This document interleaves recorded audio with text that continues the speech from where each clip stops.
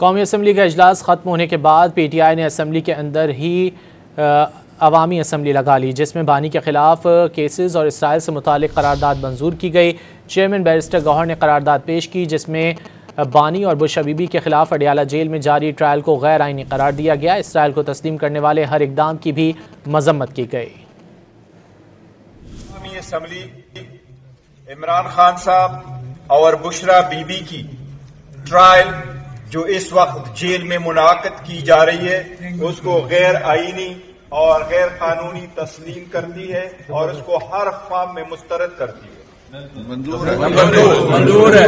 یہ عوامی اسمبلی ہر اس کوشش کی مذمت کرتی ہے جس کا ابتدا یا انتہا اسرائیل کو تسلیم کرنے کی کوشش ہو۔ کیا یہ سارے پارلیمنٹیرین عوامی اسمبلی کے اس بات سے متفق ہیں؟